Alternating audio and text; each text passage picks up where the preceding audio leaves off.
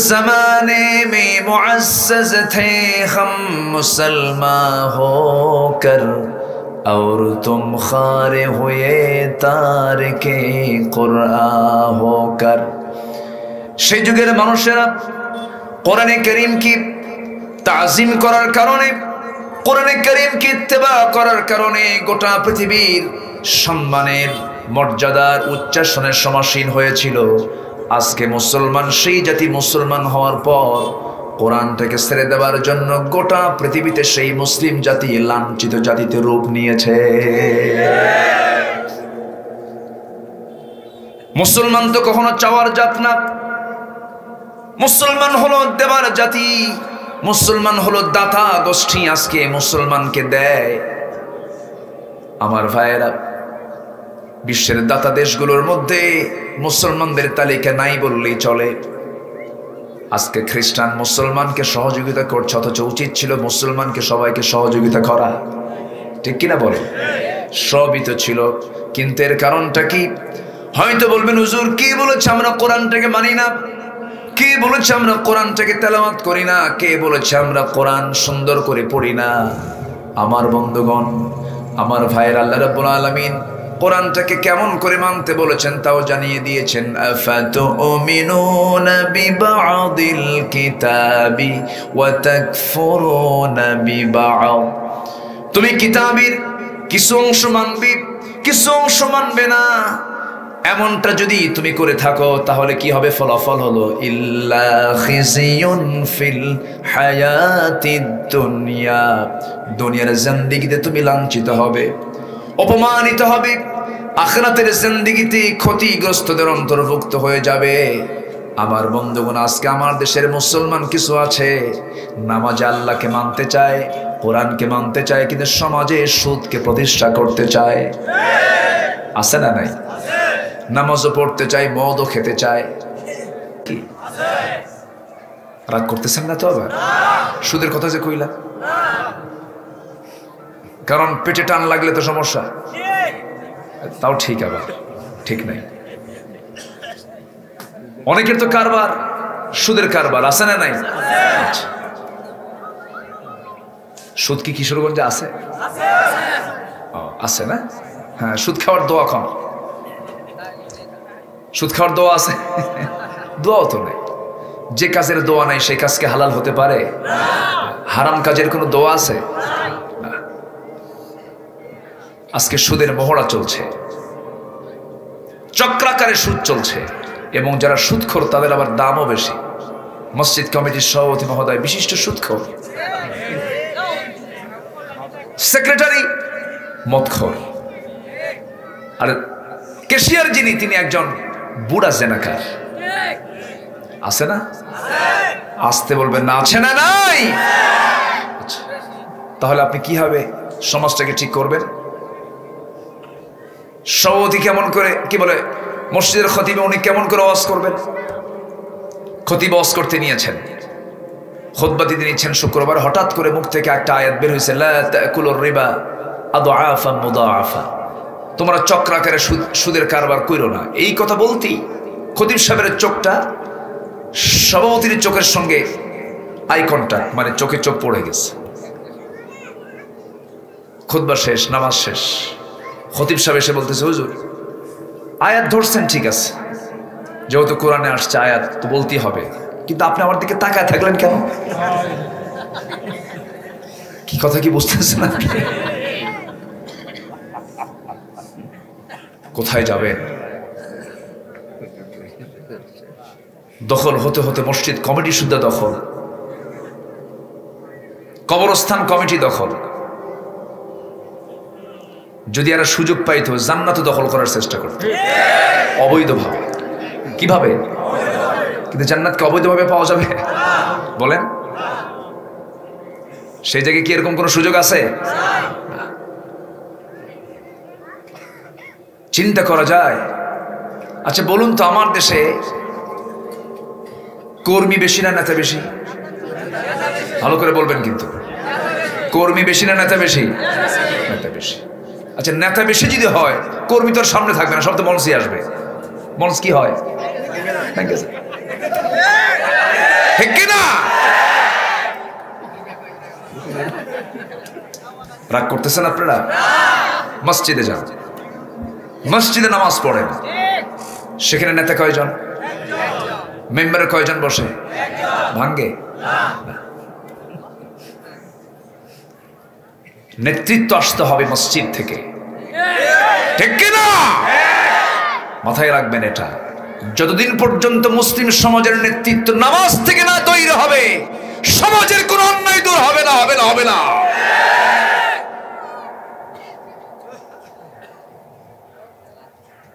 সম্মানিত ভাইয়েরা, নামাজ নাই, দিন নাই, আল্লাহকে ফাঁকি দেয়। নামাজ যে না পড়ে সে কাকে ফাঁকি দেয়?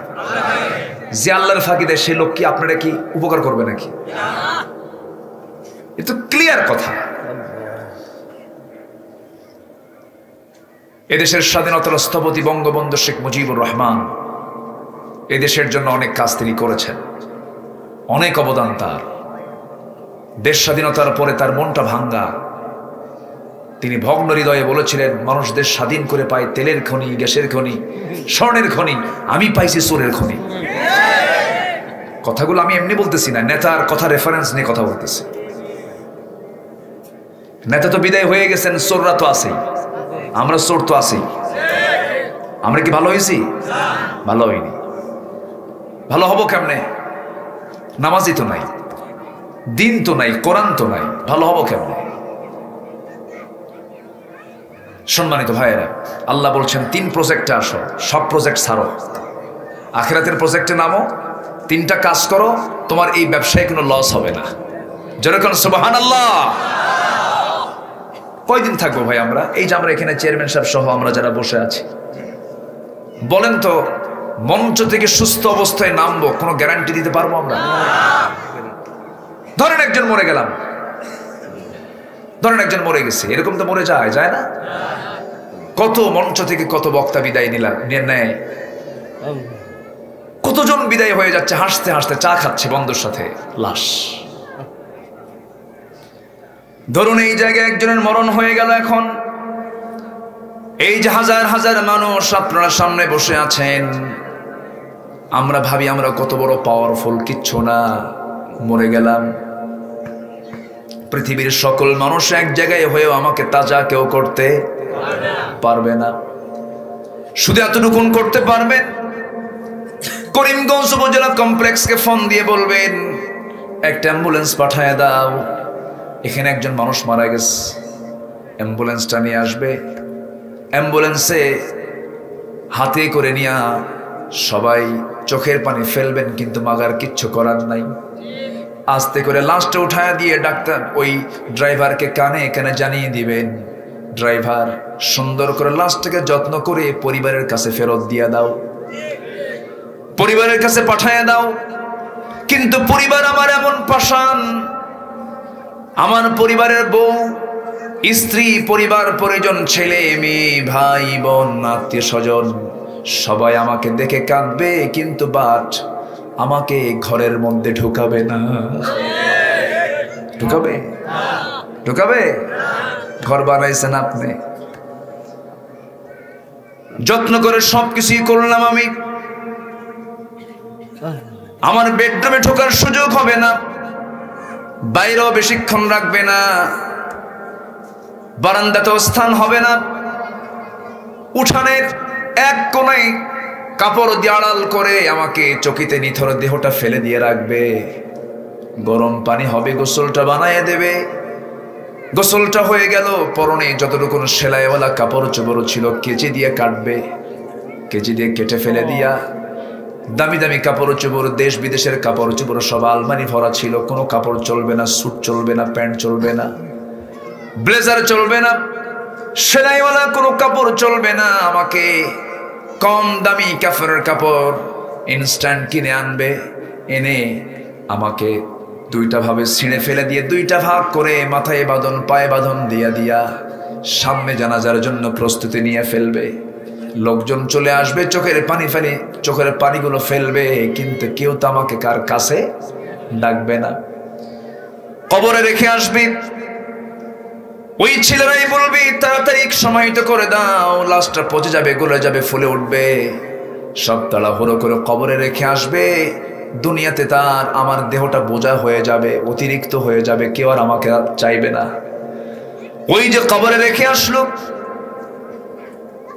24 ঘন্টা যাবে না, আমার দেহের বিকৃতি শুরু হয়ে যাবে, বাঁশ চাপা দেবে, মাটি চাপা দেবে। ওই যে বিদায় দিয়ে আসলো, দিন শেষে আমার কেবলমাত্র শুধুমাত্র একমাত্র আমার বন্ধুকে। জোরে বলেন কে? আল্লাহ। আল্লাহর নামটা আমরা কেমনে ভুলে যাই? আল্লাহ কি আমাকে কখনো ভুলে যান?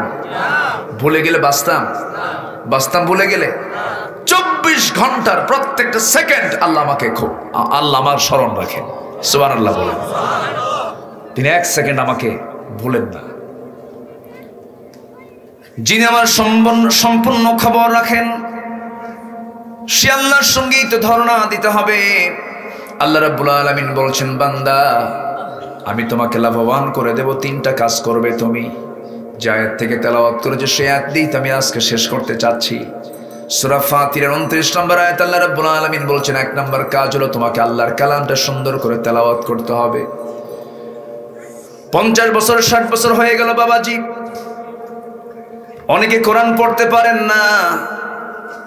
আজান হয়ে যায়, মসজিদে গিয়ে নামাজে হাজির হই, কিন্তু নামাজটা সুন্দর করার জন্য, সহি করার জন্য তেলাওয়াত কি আগে দরকার না পরে দরকার? আগে দরকার। এই জন্য সব শেখার আগে আগে কোরআন তেলাওয়াত শেখার দরকার আছে না নাই? আছে। যখন বলা হয় চাচা আপনি কোরআনটা পড়েন না কেন, পারেন না কেন? বাবা মুখে আসে না, পারি না। কিন্তু চাচাকে যখন বলা হয় করিমগঞ্জ পৌরসভার সামনে যে আপনার 10 কাঠা জায়গা আছে, ওই জমির দাগ নাম্বার কত? 93। চট করে বলে ফেলে। আবার কিশোরগঞ্জের জসকোটের বারান্দায় ফাইল নিয়ে সকাল বিকাল সপ্তাহে 2 দিন করে যান, রুটিন মাফিক অনেকগুলো ফাইল, বড় বড় ফাইল নিয়ে যান। যখন বলা হয় চাচা জসকোটের বারান্দায় বুড়ো বয়স আপনি এখানে কি করেন, কষ্ট হয়তো আপনাকে, বাবা 10 বিঘা জমির মামলা চলে, উকিল মাঝে মাঝে বোঝেন, উকিলকে মাঝে মাঝে জ্ঞান দিয়া যায়। উকিলকে জ্ঞান দেওয়ার যোগ্যতাও আছে আপনার, দাগ নাম্বারটা মুখস্থ আছে। এই 60 70 80 বছরের জিন্দেগির জন্য যদি এই দুনিয়ার সম্পত্তির দাগ, খতিয়ান, RS সবকিছু যদি আমার মুখস্থ থেকে যায়, 10টা পৃথিবীর মতো আল্লাহ তাআলা একটা জান্নাত দিবেন সর্বনিম্ন বান্দাকে। সেই জান্নাত লাভের জন্য কি সেই জান্নাতের দাগ নাম্বার খোঁজার দরকার আছে না নাই? আছে না নাই?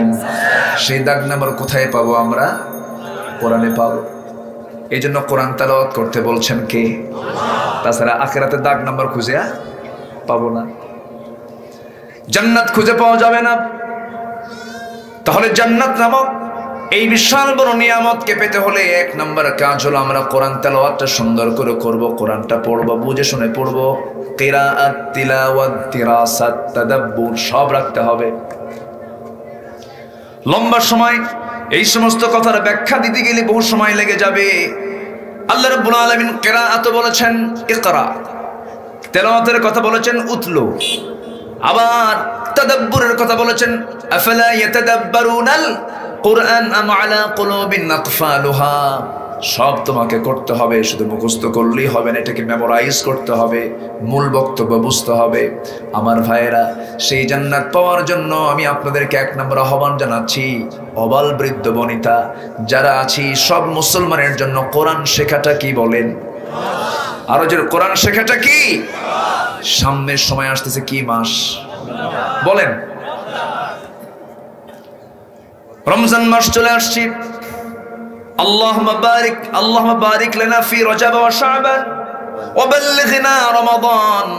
আল্লাহ রজব শাবানের বরকতে ধন্য করো, রমজান পর্যন্ত হায়াত বাড়াইয়া দাও। জোরে বলি আমিন, আরো জোরে আমিন। রমজানের দামটা এত বাড়লো কিসের কারণে বলেন? বলেন কিসের কারণে? কিসের কারণে? কোরআন মানলে আমার সম্মান মর্যাদা কমবে না বাড়বে? বেড়ে যাবে। আমার ভাইয়েরা একটু কান লাগান, মনোযোগ দিয়ে শুনুন কথাগুলো। আমরা মুসলমান এই দেশে 95%, 90 থেকে 95% মুসলমান। এখানে হাজার মানুষ আছেন, এই যে হাজার হাজার মানুষ এসেছেন, সবাই বসে আছেন। যদি একটা প্রশ্ন করি বাবাজি, যুবকরা মন খারাপ করা যাবে না, কিন্তু যদি একটা প্রশ্ন করি, কয়জন ভাই আছে আমরা সহি করে কোরআন পড়তে পারি? হাত কি সবার উঠবে নাকি? বলেন, হাত কি সবার উঠবে? উঠবে না। এটার জন্য ব্যর্থতা আমাদের আছে না নাই? ব্যক্তি ব্যর্থতা আছে, পারিবারিক ব্যর্থতা আছে, সামাজিক ব্যর্থতা আছে, রাষ্ট্রীয় ব্যর্থতাও আছে, আছে না নাই? আচ্ছা, মুসলমানের যে ইলম হাসিল করা ফরজ, তলাবুল ইলম ফরিয়দাতুন আলা কুল্লি মুসলিম, প্রত্যেকটা মুসলমানের জন্য, নর নারীর জন্য কোরআনের জ্ঞান হাসিল করা কি ফরজ। ইলমটা কি? আন লাউহে মাহফুজ, আইন লাম মিম, আন লাউহে মাহফুজ। লাউহে মাহফুজ থেকে আসা যে কিতাব, সেই জ্ঞান, কিতাবের জ্ঞান অর্জন করা সবার জন্য কি ফরজ। কিন্তু সিলেবাস সংযোজন হয়, সিলেবাসের সংকোচন হয়, বাদ পড়ে, সিলেবাস আবার কিছু ইনক্লুড করে, কিছু বাদ পড়ছে, কিছু ঢুকছে কি জানেন? মানুষ আগে বানর ছিল, মানে কিছু বাদ পড়ছে, কিন্তু কবি ফররুখের কবিতা বাদ পড়েছে, কবি নজরুলের কবিতা বাদ পড়েছে, বোঝেন নাই? সেখানে ঢুকছে হলো কি জানেন? কোন যেন এক লেখকের লেখা বই, তার নাম হচ্ছে গরু কবিতা ঢুকছে, আর আমার নবীর কবিতা বাদ পড়ে গেছে। সম্মানিত ভাইয়েরা, একটু কান খাড়া করবেন। শিক্ষা জাতির কি, এটা কিন্তু আমরা সবাই জানি। কোন শিক্ষা? সামনে শু লাগাতে হবে। কি লাগাতে হবে? Shoe. Education is the backbone of a nation. জাতির মেরুদণ্ড হচ্ছে শিক্ষা। এখন এই শিক্ষার ভিতরে শ্রেষ্ঠ শিক্ষা কি দুনিয়ার না ওহীর? দুনিয়ার না আসমানি? তাহলে এই শিক্ষা কি আগে দরকার না পরে দরকার? আগে দরকার। এই শিক্ষা কি দরকার? আগে দরকার। এই শিক্ষাটার দুর্বলতার কারণে ফলাফল কি জানেন? শিক্ষার হার, আমি যদি প্রশ্ন করি, আগের তুলনায় এখন শিক্ষার হার কমেছে না বেড়েছে? বেড়েছে। পিতামাতার প্রতি খেদমতের হার বেড়েছে না কমেছে? শিক্ষার ফলাফল কি এটা হওয়া উচিত ছিল? বলেন, শিক্ষার ফলাফল কি এটা উচিত ছিল? শিক্ষার হার বাড়লে বাপমার প্রতি, বড়দের প্রতি, সামাজিকভাবে বড়দের প্রতি শ্রদ্ধা সম্মান তো বাড়ার কথা ছিল। আগের চাইতে আদবের দিক থেকে, আগের যুগে যে মানুষকে সম্মান দিত, স্নেহ দিত, আদব করত, সেই তুলনায় এখন কি সেটার হার বেড়েছে না কমেছে? কমেছে। শিক্ষার হার বাড়ছে। মাঝে মাঝে এরকম হয় ইউনিভার্সিটিতে, শিক্ষক যদি একটু উল্টাপাল্টা করে, শিক্ষকের হাত পা ধুইরা পুকুরে ফেলে দিয়ে কয়, স্যার ভালো হন। এরকম আছে না নাই? আচ্ছা, কেন জানেন? এটার ফলাফল হলো ঐশী জ্ঞানটা না পাওয়া, কোরআনের জ্ঞানটা না পাওয়া। আমার নবীজি সেই যুগে মানুষগুলোকে ভালো করেছেন, নিজের কোনো মন্ত্র জাদু দিয়া নয়। কি দিয়া? বলেন, কি দিয়া? তারা কিন্তু কম খারাপ ছিল না। তবে আমরাও কম না, বরং আগে যা ছিল না তা এখন আছে। আগের যুগে 3 বছরের শিশু ধর্ষিতা হয়েছে, এমন রেকর্ড নাই, কোন ইতিহাস আমরা পাই নাই। কিন্তু এখন শুধু 3 বছরের শিশু না, কবর থেকে মহিলা তুলে সেখানে ধর্ষণ হয়। একটা মানুষকে মেরে ফেলার পরে 49-50 টুকরা করা হয়। এরকম রেকর্ড আগে ছিল না, এখন এগুলো আছে। আমরা কোথায় ভালো হলাম? সম্মানিত ভাইয়েরা, আমরা এতটাই জাল হয়ে গেছি। জাতির শ্রেষ্ঠ সন্তান হলো মুক্তিযোদ্ধা। 2000 মুক্তিযোদ্ধা জাতীয় পত্রিকায় দেখলাম, 2000 মুক্তিযোদ্ধার বয়স হলো 52 বছর, তারা ভাতা গ্রহণ করছে। যুদ্ধের বয়স হলো 52 বছর। যুদ্ধ করলো কোথায়? মারপেট থেকে। আমার কথা কি বুঝে আসতেছে? আমরা এতটাই নষ্ট হয়ে গেছি। আমরা ভালো হব কোন দিন? ভালো হওয়ার জন্য ভালো নেতৃত্বের দরকার আছে না নাই? ভালো শিক্ষার দরকার আছে না নাই? আচ্ছা, আমার নবীজি কিন্তু কম চেষ্টা করেননি। আচ্ছা, আমার নবীর চাইতে ভালো মানুষ পৃথিবীতে আর আসবে? পৃথিবীতে একজন লোক কোনোদিন মিথ্যা কথা বলেন নাই, তিনি কে? মুহাম্মদ সাল্লাল্লাহু, যার জীবনে একটা মিথ্যা কথা নাই, সেই মানুষ 40 বছর পর্যন্ত, কত বছর? 40 বছর পর্যন্ত ট্রাই করলেন জাতিকে ভালো করার জন্য। পেরেছেন? পারেন নাই। কোরআন আসে নাই, খুব চেষ্টা করেছেন, হয় না, কাম হয় না। যখন কোরআনটা পেয়েছেন সফল, আলহামদুলিল্লাহ বলেন। যাবেন? বসেন। ও আচ্ছা আচ্ছা, ও মুরব্বী বসেন। শোনেন, আমাদের চেয়ার তো নকল, উনি তো চেয়ারম্যান। চেয়ারম্যান মানে কি? চেয়ারের যে ব্যক্তি তাকে চেয়ারম্যান বলা হয়। আছেন তো? আচ্ছা জি, আমার খুব ভালো লেগেছে ওনাকে, ওনার কিছু কথা আমি শুনেছি। তো আমার দিকে তাকান, কষ্ট পাচ্ছেন না তো? তাহলে আমার নবীজি সফল হলেন নিজের কিছু দিয়া না কোরআন দিয়া? বলেন কি দিয়া? সেই কোরআন আজও আছে না নাই?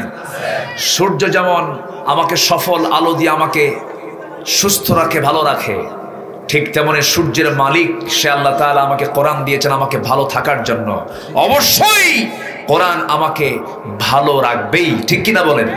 যদি এটাকে মেনে চলি, আমরা মানবো। জোরে বলি ইনশাআল্লাহ, আর জোরে বলি ইনশাআল্লাহ। আমার ভাইয়েরা, একটু কান লাগাবেন, মনোযোগ দিয়ে শোনার চেষ্টা করবেন। 3টা কাজ আমাকে আপনাকে করতে হবে, আমরা সফল হয়ে যাব, ব্যবসায় কোনো লস হবে না। নাম্বার 1, আমরা কোরআনটাকে শিখবো সুন্দর করে। জোরে বলি ইনশাআল্লাহ, আরো জোরে বলি ইনশাআল্লাহ। নামাজ পড়বো কয় ওয়াক্ত? কি দিয়ে নামাজ পড়বো? কোরআন দিয়ে নামাজ পড়বো। সমাজ গড়বো কি দিয়া? আজকে সমাজ গড়ানো হচ্ছে কি দিয়া? কোরআন দিয়া। কোরআন দিয়া নাকি? কোরআন দিয়ে নামাজ পড়ো, সমাজ কেন গড়ো না? কোরআন দিয়ে নামাজ পড়ো, সমাজ কেন গড়ো না? ও নামাজি, কোরআন দিয়ে নামাজ পড়ো, সমাজ কেন গড়ো না? যারা কোরআন দিয়ে নামাজ পড়বে সমাজ গড়বে না, এরা হচ্ছে মুনাফিক। এরা কি বলেন? মুনাফিক। এদেরকেই মুনাফিক বলা হয়। মুনাফিকরা নামাজ পড়ে আবার সুদও খায়, মুনাফিকরা নামাজ পড়ে আবার মদের দোকানও দেয়, মুনাফিকরা হজ করে বান্দার সম্পত্তি মেরে খায়। আছে না নাই? আছে। মুনাফিকের চরিত্র নিয়ে জান্নাত পাওয়া যাবে না, মুশরিকের চরিত্র নিয়ে জান্নাত পাওয়া যাবে না, কুফরি হালত নিয়ে জান্নাত পাওয়া যাবে না। জান্নাত পাওয়ার জন্য আমাকে আপনাকে মুমিন হতে হবে, ইমানদার হতে হবে। ইমানদাররা কোরআনটা পড়বে, কোরআন অনুযায়ী তার ব্যক্তি জীবন সাজাবে, সামাজিক জীবন সাজাবে, পারিবারিক জীবন সাজাবে, রাষ্ট্রীয় জীবন সাজাবে।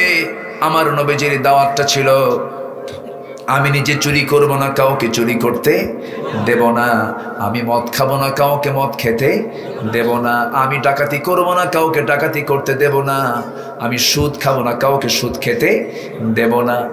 আমার নবীজির এই দাওয়াতি কাজ যখন মক্কার মাটিতে তিনি দেওয়া শুরু করে দিলেন, মক্কায় 4টা কাজ সবচাইতে বেশি ছিল: মদের কারবার, জুয়ার কারবার, জিনার কারবার, সুদের কারবার। এখন মনে হয় নাই? আসতে বলবেন না, আছে না নাই? আছে। আমার নবীজি এগুলোকে বন্ধ করার জন্য যখন আন্দোলন করা শুরু করে দিলেন, যখন দাওয়াতি কাজ শুরু করে দিলেন, আবু জেহেল বলছে, মুহাম্মদ শোনো, ঘুম থেকে উঠলে তুমি আমাকে দেখো, আমি তোমাকে দেখি, খামাখা গন্ডগোল করার কি দরকার? তোমারটাও থাকুক, আমারটাও থাকুক। দেখছেন কি প্রস্তাব? দেখেন কি, আমার কথা কি বুঝতেছেন? তোমারটাও থাকুক, আমারটাও থাকুক। তুমি আমার লাত মানত ওজ্জাকে বৈধতা দিয়ে দাও, আমি তোমার আল্লাহকে বৈধতা দেব। দেখছেন এই জাতীয় প্রস্তাব যখন দেওয়া হলো, নবীজিকে সেই প্রস্তাব মানছেন নাকি? দেখেন আমার দেশের কিছু লোক দুর্গাপুজোর অনুষ্ঠানে গিয়ে কিছু মুসলমান দোয়াও চায়, আপনাদের দেবীর কাছে একটা আমাদের জন্য দোয়া চায় নিয়েন। আছে না নাই? কিন্তু আমার নবীজি এই প্রস্তাবটা পেলেন এবং সাথে সাথে এই প্রস্তাবও পেলেন, হে মুহাম্মদ, তোমাকে এই মক্কার সবচেয়ে বড় চেয়ার তোমাকে দেওয়া হবে, সুন্দরী নারী তোমার জন্য বরাদ্দ করা হবে। ক্ষমতাও দেব, নারীও দেব, সব কিছু দিয়ে দেব। রাসূল বললেন, চাচা ও মক্কার নেতারা, তোমরা আমাকে বুঝতে পারো নাই, তোমরা আমাকে যে প্রস্তাব দিচ্ছ, এমন এই প্রস্তাব কেন? আকাশের ওই দুর্লভ সূর্য চাঁদ যদি ডান বাম হাতেও হাজির করো, আল্লাহর দিন থেকে আমি মুহাম্মদ এক চুল পরিমাণ নড়ব না। জোরে বলি সুবহানাল্লাহ, আরো জোরে বলি সুবহানাল্লাহ। শুরু হয়ে গেল নির্যাতন, নিপীড়ন। সাহাবে কেরামকে যেখানেই পায় সেখানেই মারি। ইয়াসার পরিবারকে শেষ করে দেওয়া হলো।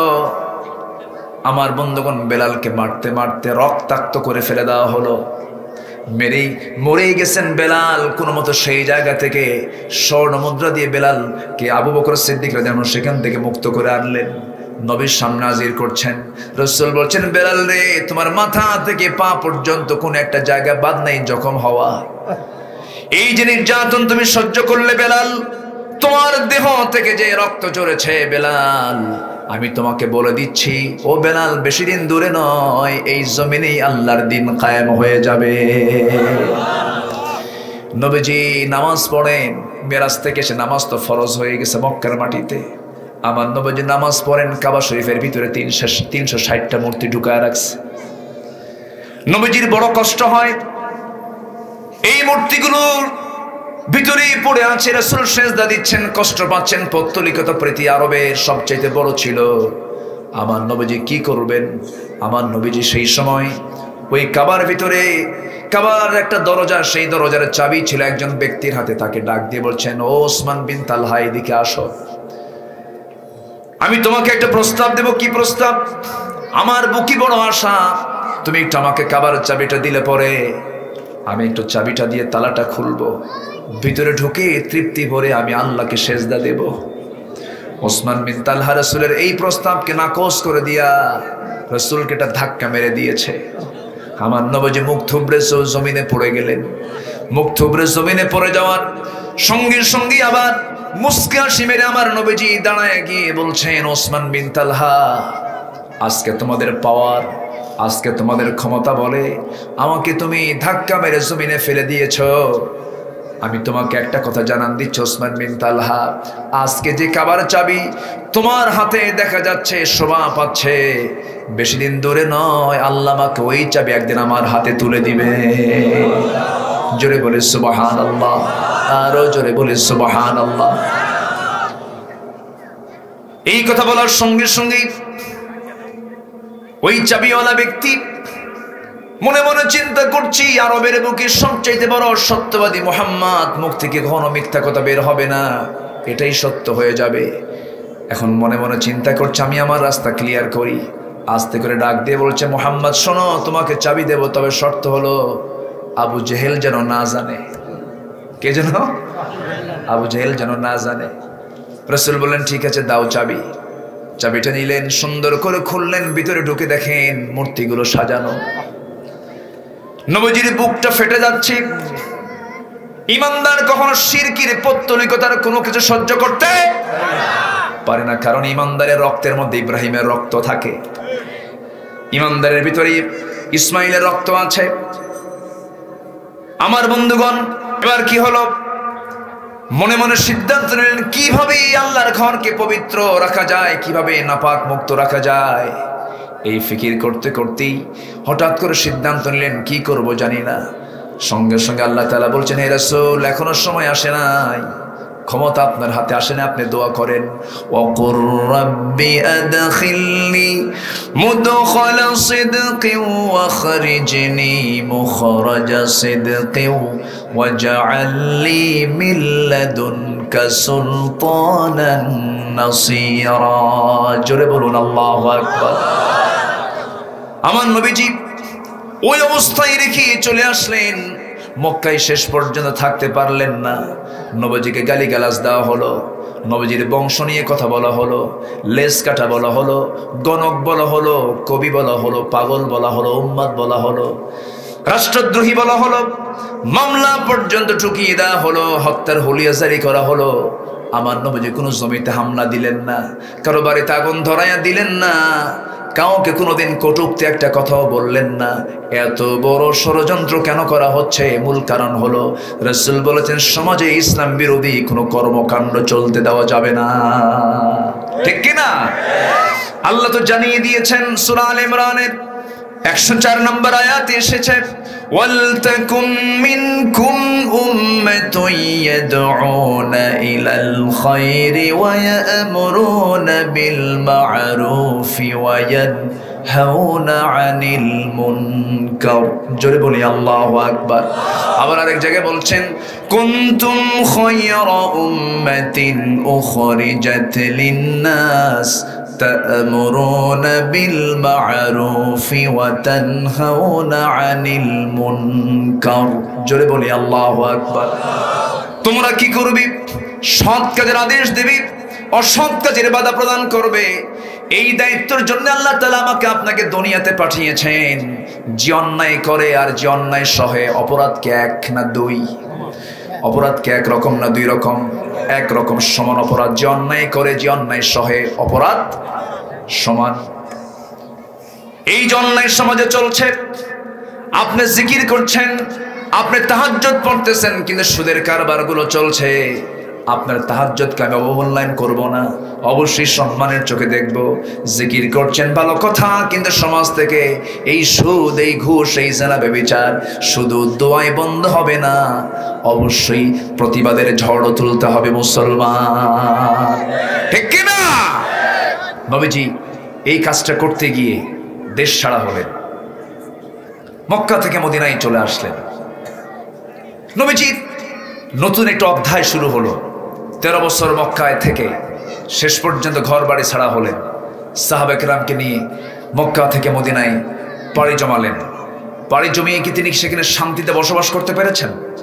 10টা বছর তার পার হয়েছে। গড়ে প্রত্যেক বছর 8 থেকে 9টা যুদ্ধ করে, 8 থেকে 9টা যুদ্ধ করে তার সময়টা কাটলো 10 বছর। তাও কাদের বিরুদ্ধে? রোমানদের বিরুদ্ধে। কাদের বিরুদ্ধে? বড় বড় পরাশক্তির বিরুদ্ধে যুদ্ধ করে রাসূলকে টিকিয়ে থাকতে হয়েছে, ইহুদির বিরুদ্ধে, মুনাফিকদের বিরুদ্ধে। সম্মানিত ভাইয়েরা, সুদ সমাজ থেকে এমনি বন্ধ হয়নি, মদ সমাজ থেকে এমনি বন্ধ হয়নি, জেনা সমাজ থেকে এমনি বন্ধ হয়নি। সুদ, জেনা, এই সমস্ত অপরাধের শাস্তি সমাজ আইন পাশ করেছেন রাসূল, এরপরে বন্ধ হয়েছে, ঠিক কি না? এমনি হাজার দিন মাহফিল করে আপনি এগুলোকে বন্ধ করতে পারবেন না। এই জন্য আল্লাহ তাআলা এখন 2 নাম্বার কথা বলছেন, ব্যবসায় যদি সফল হতে চাও, নাম্বার 2 কাজ হলো ওয়া আকামুস সালাহ, যারা নামাজকে কায়েম করবে। কি কায়েম করবে বলেন? নামাজ কায়েম করবে। সম্মানিত ভাইয়েরা, আজকে মসজিদগুলো খুব সুন্দর, পাকা পাকা মসজিদ, এত আকর্ষণীয়, মানে মসজিদটা এত ঝিকঝাক, মনে হয় আমি কি আলোচনা শেষ করে দেবো নাকি? যে ওঠে কেন? এই যে কই বাচ্চা মানুষ, কই বুড়া মানুষ? তো বসেন, কে উঠবেন না? বসুন না, কি আছে? হ্যাঁ, ও চাপ চুপ লাগছে? ও খুব চাপ হলে সেটা ভিন্ন কথা, যে বসেন না। দিনের বেলা তো আপনি উঠলে মাহফিলের পরিবেশটা একটু নষ্ট হয়ে যায়, একটু বসুন। মাহফিলের সৌন্দর্য হচ্ছে আপনি, বাগানের ফুল যেমন একটা ফুল ঝরে গেলে বাগানের ফুল নষ্ট, মানে সৌন্দর্য নষ্ট হয়। আপনি উঠবেন, সৌন্দর্য নষ্ট হয়ে যাবে। আমরা থাকবো শেষ পর্যন্ত, জোরে বলি ইনশাআল্লাহ। মাঝে আজান হবে, আজান হলেও কোনো টেনশন। আশেপাশের মসজিদ থাকলে মুখে আজান দিতে বলবেন, একটু মাথায় রাখেন। আশেপাশে যদি মসজিদ থাকে মুখে আজান দিতে বলবেন। আমরা নির্দিষ্ট সময় একটু পরে আমরা নামাজটা পড়ব। কেমন হয় বলেন? বলেন কেমন হয় বলেন? জোরে বলি ইনশাআল্লাহ। আমি আলোচনার মানে সময়টাকে মাথায় নিয়ে আমি এই সিদ্ধান্ত নিচ্ছি। এই সিদ্ধান্তে আপনি কি একমত? একমত হলে হ্যাঁ বলুন। হ্যাঁ জয়যুক্ত হয়েছে। এটার গুরুত্ব আছে, এটার গুরুত্ব আছে না নাই? আল্লাহ তাআলা জয়যুক্ত হয়েছে, হ্যাঁ। এটার জন্য একটা সূরাই দিয়েছেন, সূরাতুশ শূরা, পরামর্শের সূরা। একা কাজ করো না, পরামর্শ করে করো।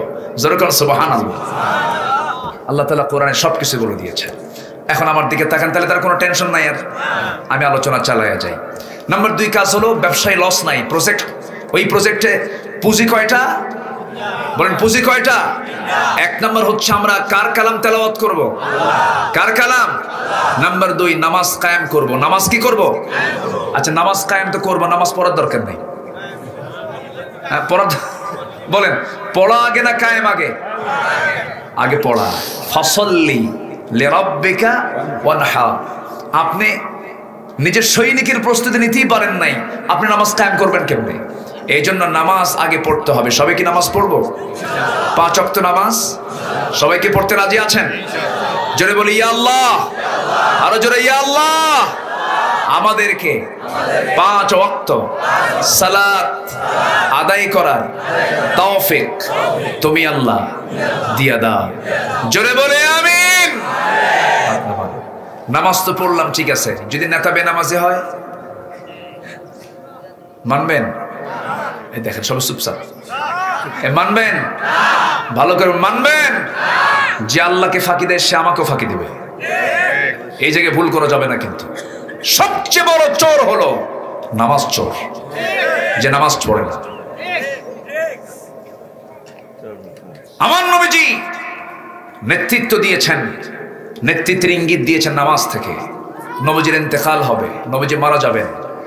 রবিউল আউয়াল মাস চলে আসছে, রসুলের প্রচন্ড মাথা ব্যথা, জ্বর আর মাথা ব্যথা হচ্ছে সুন্নাহ রোগ। আলহামদুলিল্লাহ বলেন।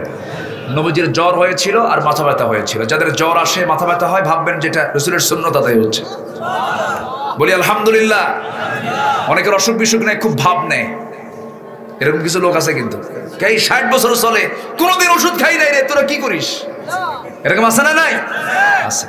ফেরাউনের কোনোদিন অসুখ হয় নাই, কারো সঙ্গে।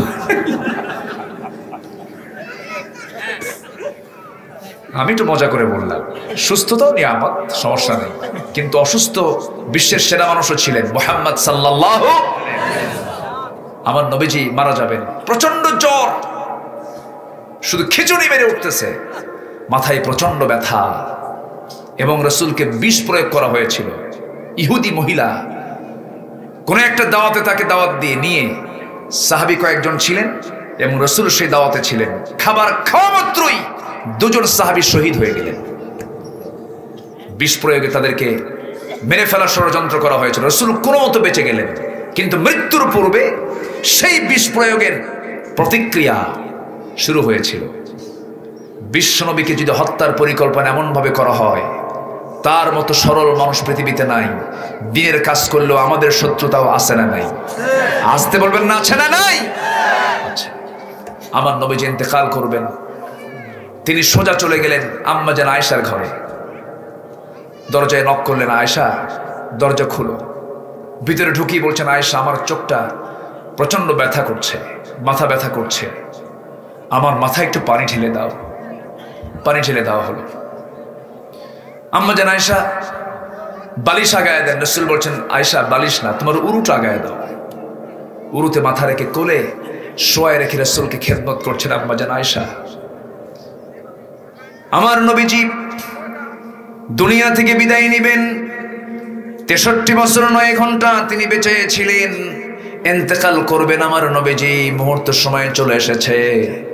বলছে, আয়েশা রে, বেলাল তো আযান দিয়ে দিল, দেখি তো মসজিদে যাই, নামাজ পড়ি। একটু নিজের পায়ে ভর করে দাঁড়াতে নিলেন, মাথা চক্কর মেরে পড়ে গেলেন। বলছেন, আয়েশা বুঝতে পেরেছি আমার জামাতে নামাজ আর আদায় হবে না, আমি আর পারবো না জামাতে নামাজ পড়তে। ওরে আয়েশা, বেলাল তো আযান দেওয়া শেষ করে দিল, নামাজ তো বন্ধ রাখা যাবে না। তুমি আমার প্রিয় সাহাবী, তোমার বাবা, আমার বাল্যদিনের বন্ধু, আমার 3 বছরের ছোট আমার আবু বকরকে বলো আমার মুসল্লায় দাঁড়ায় যেন আমার দায়িত্ব পালন করে। রাসূল বুঝায় দিলেন, আমার পরবর্তী খেলাফতের দায়িত্ব আমার আবু বকরই পালন করবে। যেরকম সুবহানাল্লাহ। রাসূল নেতৃত্ব দিলেন কোন জায়গায়? কোথায় দিলেন বলেন? কোথায়? মসজিদ থেকে নেতৃত্ব তৈরি হবে। আমার নবীজিও বলে দিলেন, নামাজ শুরু হয়ে গেল। নবীজির হুজরা খানা থেকে তেলাওয়াত শুনতে পাচ্ছিলেন। রাসূল বলছেন, আয়েশা শুধু শুনবো না, আমি একটু দেখতে চাই, আমাকে একটু শক্ত করে ধরো। আমি জানালার কাছে যেতে চাই। জানালার কাছে তাকে শক্ত করে নিয়ে যাওয়া হলো। সাহাবায়ে কেরাম নামাজ শুরু করেছেন, সূরা কিরাত পড়ছেন, রুকুতে যাচ্ছেন। যখন আবু বকর নামাজ শুরু করেছেন, সাহাবায়ে কেরাম হাউমাউ করে কান্দে আর মনে মনে ভাবতেছে, বুঝতে পেরেছি নবীজির পিছনে আমরা নামাজ পড়তে পারবো না, আমরা মনে হয় নবীর পিছনে নামাজ পড়তে পারবো না। সাহাবায়ে কেরাম নামাজ পড়ে কান্দি। আমার নবীজি সাহাবায়ে কেরামদের সিজদা রুকু নামাজের দৃশ্য দেখে রাসূল কেঁদে ফেলছেন, কাঁদতেছেন। আম্মা জান আয়েশা নবীজির চোখের পানিগুলো, গালের পানিগুলো আস্তে করে হাত দিয়ে মুছা দিয়ে বলছেন, হুজুর আপনি কাঁদেন কেন? তারা তো নামাজ পড়ছে। রাসূল বলছেন, আয়েশা রে, মানুষের কান্না দুই প্রকার, একটা হলো চরম আনন্দের কান্না, আর একটা হলো চরম দুঃখের কান্না। এটা আমার চরম আনন্দের কান্না আয়েশা, আমার আজকে চরম আনন্দ পাচ্ছি। তুমি জানো আয়েশা, এই নামাজ আদায় করতে গিয়ে মক্কার মাটিতে আমি একদিন নামাজ পড়তে নিয়েছি, আমি রুকুতে চলে গেছি, উতবা সাইবা মুগীরারা আমার পিঠের উপরে উটের পচা নারী ভুঁড়ি চাপায় দিয়েছে। এই নামাজ কায়েমের আন্দোলন করতে গিয়ে তায়েফের মানুষ আমাকে মেরে মেরে রক্তাক্ত করে দিয়েছে। এই নামাজ কায়েমের সংগ্রাম করতে গিয়ে আমাকে মক্কার মানুষ ঘাড় ধাক্কা দিয়ে মক্কা থেকে বের করে দিয়েছে, আমার ইয়াসারকে শহীদ করে দিয়েছে। আমি মক্কা থেকে মদিনায় চলে এসেছি, বদর যুদ্ধের নেতৃত্ব দিয়েছি নামাজ কায়েমের জন্য। এই নামাজ কায়েমের জন্য হুদের ময়দানে আমার দাঁত দুইটা ভেঙে দিয়েছে কাফের মুশরিকরা। খন্দকের পরীকে খনন করতে গিয়ে কোদাল মারতে মারতে আয়েশা, ওই যে কোমর কুজা হয়েছে, আজ পর্যন্ত কোমরটা সোজা করে হাঁটতে পারি না। ওরে আয়েশা, এই কোমর ভাঙ্গা দিয়া, এই দাঁত ভাঙ্গার মধ্য দিয়া, হিজরতের মধ্য দিয়ে, জিহাদ সংগ্রামের মধ্য দিয়ে নামাজ আজকে রাষ্ট্রীয় পর্যায়ে কায়েম হয়েছে। আয়েশা, এই চরম আনন্দই আমার চোখ থেকে পানি বের করে দিয়েছে। ওরে আয়েশা, আমি মনে হয় দুনিয়া থেকে বিদায় হয়ে যাব আয়েশা। এই কথা বলে তিনি আবার শুয়ে পড়লেন। এরপরে বলছেন, আয়েশা কেমন যেন মুখটা কেমন গন্ধ গন্ধ মনে হচ্ছে, একটা মেসওয়াক এনে দাও তো। বুখারীর বর্ণনা, মেসওয়াক আনবেন কেমনে? তিনি দুরুদে রাসূলকে মাথা দিয়ে শোয়ায় রেখেছেন। বড় ভাইকে ডাক দিয়ে বলছেন, ভাই একটা মেসওয়াক এনে দাও তো। মেসওয়াক এনে দেওয়া হলো। সেই মেসওয়াকটা আমার নবীর হাতে আগিয়ে না দিয়ে, আম্মা জান আয়েশার বয়স তখন 18 বছর, মেসওয়াকটাকে শক্ত দাঁতে চাবায় চাবায় নরম করে দিচ্ছেন। চাবায় চাবায় নরম করে দিয়া নবীর মুখে তুলে দিলেন। নবীজি হাতে মেসওয়াকটা নিয়ে একটা মুস্কি, একটা হাসি মারলেন। হাসি মেরে আগে মেসওয়াক না করে আম্মা জান আয়েশার মুখে লাগানো থুতু, মেসওয়াকের আগায় লাগানো ছিল, সেই থুতুগুলো, সেই লালাগুলো আমার নবী চুষে চুষে পান করছেন আর মুস্কি মুস্কি হাসতেছে আর বলছেন, আয়েশা আমি আমার জীবনের শেষ হকটুকুন একটু আদায় করার চেষ্টা করলাম। আমি আয়েশা, আমি তোমাকে খুব ভালোবাসি। আমার নবীজি আম্মা জান আয়েশাকে সর্বশেষ খুশি করার চেষ্টা করলেন। আম্মা জান আয়েশা বলেন, আমি 9টা কারণে আল্লাহ তাআলা আমাকে শ্রেষ্ঠত্ব দান করেছেন। নাম্বার 1 হলো 9 বছর বয়সে আমি নবীর নববধূ হয়েছি। 13 বছর বয়সে আমি বউ হয়ে তার ঘরে পদার্পণ করেছি। আমি একমাত্র কুমারী। আমি জিবরাইলকে নিজের চোখে দেখেছি। আমি রাসূলের সঙ্গে একই বিছানায় শুয়ে আছি। এই সময় আমি থাকতে ওহী নাজিল হয়েছে, আমার শানে আল্লাহ তাআলা আয়াত নাজিল করেছেন। আমি আয়েশা, আমার নবীজি আমার মুখের লালা তার সর্বশেষ খাবার ছিল। রাসূল দুনিয়া থেকে বিদায় নেবেন, আমার ঘরটাকে তিনি পছন্দ করেছেন। আমার উরুতে মাথা রেখে রাসূল দুনিয়া থেকে বিদায় নিয়েছেন। সর্বশেষ আমার নবীজি আমার সঙ্গে সর্বশেষ হাদিস বর্ণনা করে তিনি দুনিয়া থেকে বিদায় নিয়েছেন। আমার সঙ্গে তার সর্বশেষ কথা হয়েছে। সেই সর্বশেষ কথাটা হলো আসসালাতু ইমা মালাকাত আইমানুকুম, নামাজ আর আমার উম্মতের নামাজ কখনো ছেড়ে দেওয়া যাবে না। নামাজের কথা বললেন। রাসূল দুনিয়া থেকে বিদায় নিয়ে নেবেন, বিদায় লগন চলে আসছে। রাসূল বলছেন, আয়েশা মনে হয় দুনিয়া থেকে আমি বিদায় নিয়ে নেব। আম্মা জান আয়েশা সিদ্দিকা রাসূলকে সুন্দর করে খেদমত করতে লাগলেন। রাসূল দুনিয়া থেকে বিদায় হয়ে গেলেন। আম্মা জান আয়েশা বলেন, আমার ঘরটাই হয়ে গেছে নবীজির কবর। যেরকম আল্লাহু আকবার। কোনো বাচ্চারা আসলে লাঠি দেখায় এরকম করে, আছে না নাই? আমি ছোট যখন ছিলাম এরকম আমাকে একজন ডিস্টার্ব করতে, এরকম তো আমি মসজিদে যাই, এরকম করে লাঠি দেখায়, তো ভাবলাম নামাজ মনে এরকম করে পড়ে। পরে রক্ত আমি একখান লাঠি নিয়ে আসছি, ওই দিক থেকে দেখায়, আমি দিক থেকে দেখাই। কি কথা কি বুঝতেছেন? কোন বাচ্চাকে আপনি ধমক দিতে পারবেন না, কোন বাচ্চাকে না। মসজিদ শিশুদের জন্য ওপেন। ওরা মসজিদে ঢুকবে, চিৎকার করবে, কান্নাকাটি করবে, হাসবে। এটা হচ্ছে ইসলামী সংস্কৃতির অংশ। যে এলাকার মসজিদে শিশুদের হাসি এবং কান্নার আওয়াজ পাওয়া যায়, সেটা হচ্ছে ইসলামী সমাজের একটি সিম্পটম। আলহামদুলিল্লাহ বলেন। মসজিদ ভরা থাকবে। রাসূল সিজদায় গেছেন, হোসাইন গিয়ে নবীর ঘাড়ে বসে গেছেন। কোথায় বসছেন? রাসূল কি বিরক্ত হয়েছেন? বিরক্ত হন নাই। আমার নবীজি বসে শুয়ে মানে কি সিজদায় আছেন, হোসেন সিজদাতে, হোসেন রাসূলের ঘাট থেকে মাথা উঠায় না, মানে সে উঠে না। রাসূল উঠতে পারেন না, সিজদা থেকে মাথা উঠাতে পারতেছে না, উনিও বসা থেকে ওঠে না। 49 বার তিনি তাসবিহ পড়েছেন। নামাজ শেষ করার পরে বলতেছে, হোসেন না না, আজকে খুব উপকার করলা। কেন? তোমার বসে থাকার কারণে আমার তাসবিহ বড় হয়ে গেছে। জোরে বলেন সুবহানাল্লাহ। রাখলেন না প্রশংসা করলেন? প্রশংসা করলেন। আর কিছু নানা আছে এত রাগ, এমন রাগের রাগ খালি টোকা মারলে বারুদের মতো জ্বলে। এরকম কিছু নানা আছে না নাই? দাদা আছে না নাই? ওই নাতিরাও মনে মনে দোয়া করে, বুড়া মুরবি কোন দিন কুলখানি খাবো। ঠিক না? আমার নবীজি খুব ফ্রি ছিলেন। আমার নবীজি হোসাইনকে মসজিদে নববীর ভিতরে বসে নিয়ে গল্প করছেন, কোলের মধ্যে নিয়ে। নানা আম্মা জান আয়েশা মাঝে মাঝে বলতেন, আমি নবীজির স্ত্রী হওয়ার পরও আমি বলি, আমাকে রাসূল যতটুকু সময় দিতেন তার চেয়ে আমার মনে হতো যেন হোসাইনকে রাসূল বেশি সময় দিতেন। এতটুকু শিশুপ্রিয় ছিলেন আমার রাসূল। কোলের মধ্যে নিয়ে গল্প করছেন। বাবে জিবরিল দিয়ে জিবরাইল ইসলাম ওহী নিয়ে আসছেন, সামনে বসে গেছেন। রাসূল হোসাইনের সাথে গল্প করতেইছেন। রাসূল বলেন, না না, আমার সামনে যে এসে বসলো তুমি তাকে চিনো? না না, এই লোকটা মাঝে মাঝে আপনার কাছে আসে, কিন্তু সবার আসার ধরন একরকম, এই লোকটার আসার ধরনটা একটু ভিন্ন রকম। কেন? সবাই আসে আপনার কাছে, এসে খালি হাতে আসে না। কেউ উটের দুধ, গোশত, আঙ্গুর, বেদানা, খেজুর এগুলো নিয়ে আসে। না খাওয়া সাহাবীদের কিছু উপকার হয়, হাদিয়া তোফা নিয়ে আসে। কিন্তু এই লোকটা মাঝে মাঝে আসে, চেহারা টেরা সুন্দর, কিন্তু খালি হাতে আসে। একটু কৃপণ সাইজের লোক। আল্লাহু আকবার বলবেন না? তাহলে মেহমানদের হাতের দিকে ছোট বাচ্চাদের নজর আছে না নাই? এই জন্য কারো বাড়িতে মেহমান হয়ে গেলে খালি হাতে না ভরা হাতে? আমার নবীজি হোসেনকে বলছেন, না না, মেহমানকে এমন করে কথা বলে? কে মেহমানকে তো বলবোই, খালি হাতে আসে কেন? আল্লাহ বলছেন, জিবরাইল পকেটে হাত দাও, জান্নাতের আঙ্গুরের ছড়া আছে।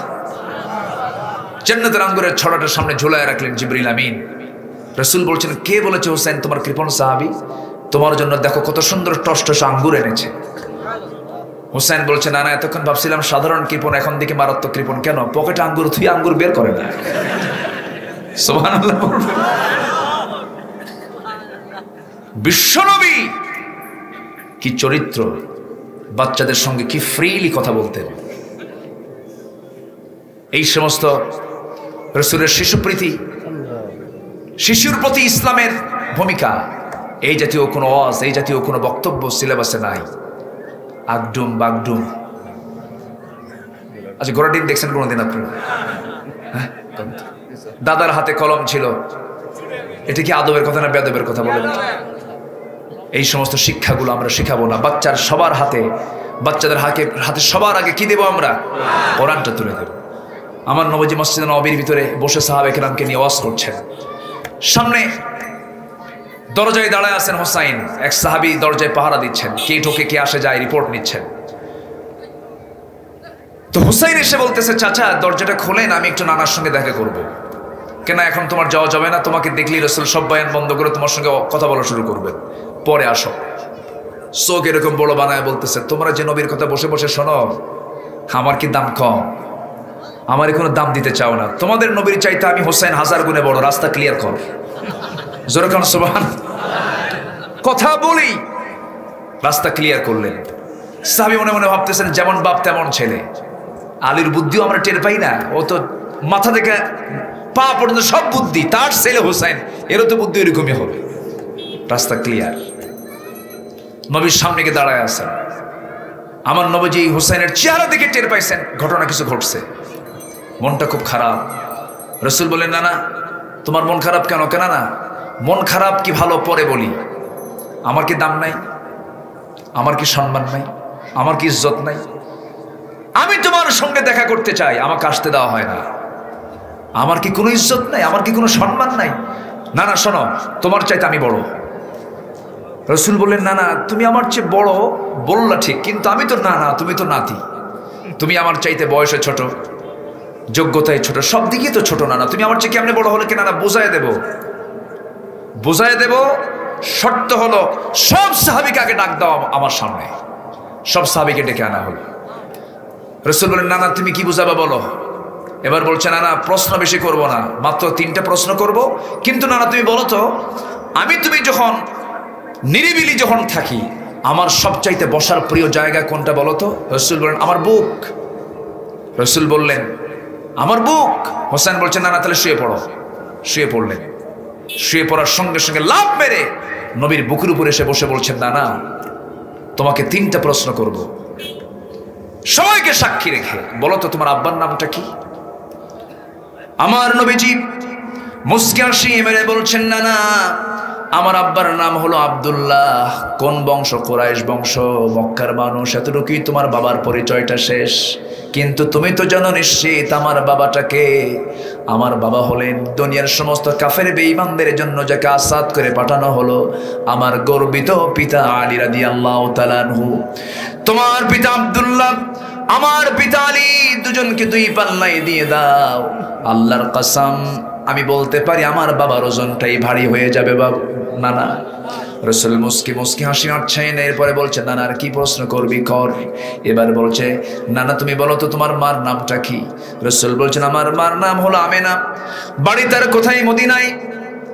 এতটুকুই তার পরিচয় শেষ। না কিন্তু তুমি তো জানো আমার মার পরিচয়টা কি? আমার মা হলো তোমার দেহের কলিজার টুকরা, খাতুনে জান্নাত মা ফাতিমা। আমার মা ফাতিমা, তোমার মা আমেনা, দুজনকে 2 পাল্লায় দিয়ে দাও। আল্লাহর কসম করে বলবো আমার মা ফাতিমার ওজনটাই বেশি ভারী হয়ে যাবে। না আমার নবীজি কান্দেন আর বলছেন, না আর কি প্রশ্ন করবি বল। এবার বলছে, না তোমার সাহাবীদেরকে শোনায় দাও কথাগুলো। বলো তো না তোমার নানার নামটা কি? তোমার নানা কি? আমার নবীজি বলছেন, আমার নানা হলেন ওহাব জুহরি, বাড়ি তার কোথায়? মদিনায়। কি করতেন? ব্যবসা করতেন। তোমার নানার পরিচয় এতটুকুই শেষ, এর চাইতে বেশি দেওয়া যাবে না। কিন্তু ও নানা, তুমি তো নিশ্চিত জানো আমার নানাটাকে। আমার নানা হলেন সর্বকালের, সর্বযুগের সর্বশ্রেষ্ঠ মহামানব, যার সৃষ্টির ভিতর দিয়ে গোটা বিশ্ব সৃষ্টির পরিকল্পনা। রাসূল আকরাম নবী মুকাররম জনাবে মুহাম্মদুর রাসূলুল্লাহ সাল্লাল্লাহু আলাইহি সাল্লাম। আমার নানা হচ্ছেন রাহমাতুল লিল আলামিন, আর আমার আল্লাহ হচ্ছেন রব্বুল আলামিন। আমার নানাকে 1 পাল্লায় দাও। না তোমার নানাকে 1 পাল্লায় দাও, আমার নানার ওজনটাই ভারী হয়ে যাবে। আমার নবীজি বিজ্ঞচিত কথাগুলো শুনে, ছোট্ট মানুষের মুখ থেকে এমন বিশাল কথা শুনে নাতিকে জড়িয়ে ধরে চুম্বন করতে লাগলেন। গণ্ডদেশ, চিবুক, মাথা থেকে পা পর্যন্ত সব চুমায় ভরায় দিয়ে বলছেন, না রে, সত্যি করার্থে আজকে বলছি, নবী হওয়ার পরও যুক্তির দিক থেকে আজকে তোমার কাছে আমি হেরে গেছি। জোরে কান সুবহানাল্লাহ। আমার ভাইরা, এই জন্য নবীর সুন্নাত, নবীর আদর্শগুলো জানার দরকার আছে না নাই? আসতে বলবেন না, আছে না নাই? বাচ্চাদেরকে দিন শেখাবো, নামাজ তো পড়বই আমি। বাচ্চাদের সাথে নিয়ে ঘাড়ে করে নিয়ে যাব মসজিদে। আপনি নামাজ পড়ছেন, আপনার সন্তানকে নামাজ শেখাবেন। মসজিদে গেলে সন্তানটা সময়ের জ্ঞান জানবে, সময়ের মূল্য দেওয়া শিখবে, শৃঙ্খলা শিখবে, আনুগত্য শিখবে, বদ্ধতা শিখবে, আদব শিখবে, কোথায় কোথায় কেমন বলতে হয়, কিভাবে চলতে হয়, সব কিছু শিখবে। এই জন্য সন্তানকে ওর সাথে নেওয়ার দরকার আছে না নাই? আসতে বলবেন না, আছে না নাই? আল্লাহ তুমি সবাইকে এইগুলো বোঝার তৌফিক দিয়ে দাও। জোরে বলি আমিন। কি ফাটলো এই জায়গায়? এটা কি ফাটার জন্যই দিছে নাকি? মাঝে মাঝে ফাটুক, ও মাঝে মাঝে ফাটে না তো বেলুন দিবেন না, খালি ফাটলে তো ওর দিকে আবার নজর যায় মানুষের। আচ্ছা যাই হোক, কষ্ট পাচ্ছেন না তো? আর কিছু চালাই? বিকেলে বাজার নাই আপনাদের? বাজারও নাই? খাবেন না? ও আচ্ছা, খুবই সুন্দর, বলি আলহামদুলিল্লাহ। তাহলে কয় কাজে লস নেই বলেন তো? চলতেছে কয় নাম্বার? আর আছে কয়টা? একটা। আর একটা বলি আমি শেষ করে দেব, একটু বসেন।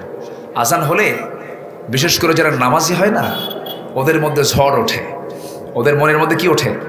ঝড়। আজানটা দিল, নামাজটা পড়ি কখন? এই যে পেরেশানি, এই পেরেশানি যার মধ্যে থাকে, আল্লাহ তাআলা তাকে আরশের ছায়ার নিচে স্থান করে দিবেন।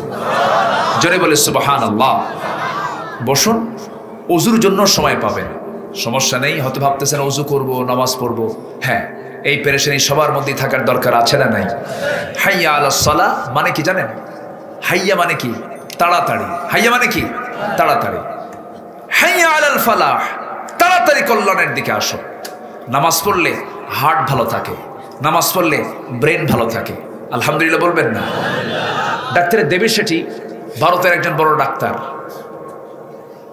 না দোয়া করে দিন, মানুষ চলে যাচ্ছে তো। বসেন, হ্যাঁ একটু বসেন।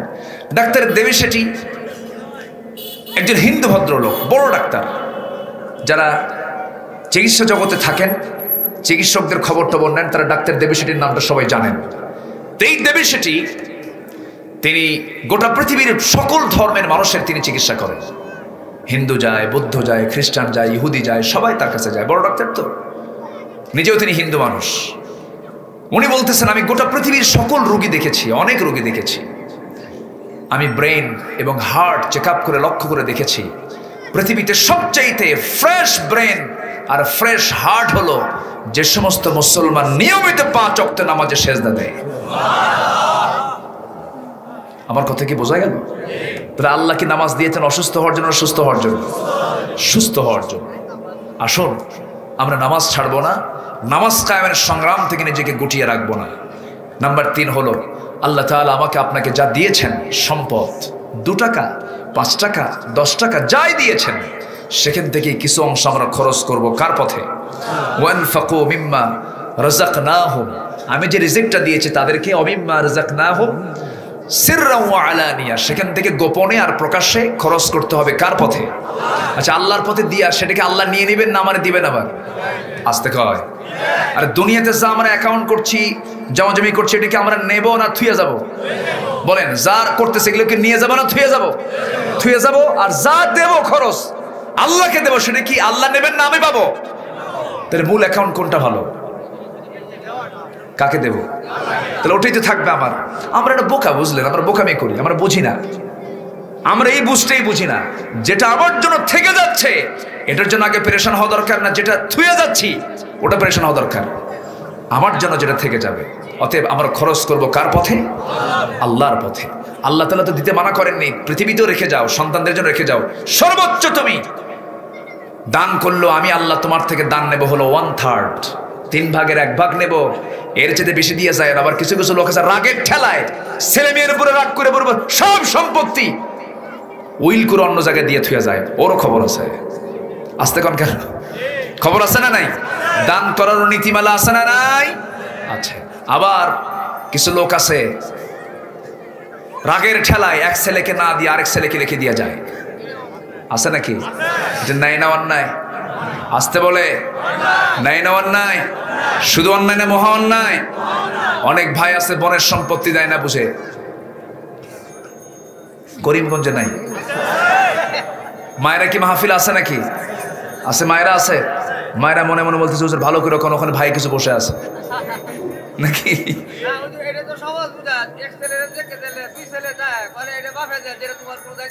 হ্যাঁ, দেখছেন এই কথা বলে না?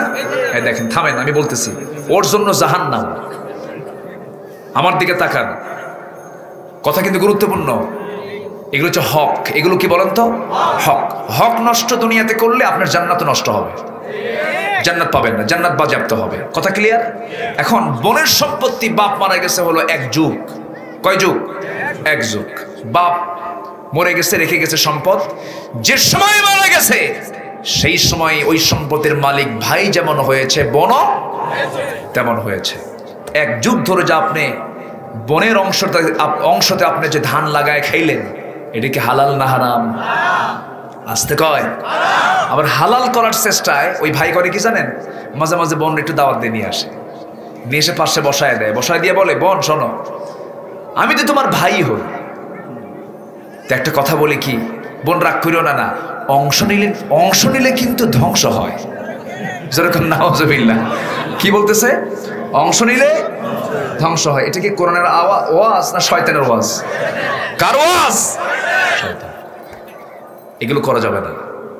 অনেক বাপ আছে মেয়েদেরকে ঠকায়, মেয়েদেরকে না দিয়া ওই সম্পত্তি লুকায়া ছেলেদের নামে দলিল করে বোনদেরকে মেয়েদেরকে ডাক দিয়ে বলে, মা আমি একটা কাজ করছি, তোমরা আমারে মাফ করে দিও। ঠেকা পড়ছে মাফ করার। ওটা বুড়া, ওর হজ কবুল হবে না, বদমাইশ, ঠিক কিনা? এগুলো করবেন কেন?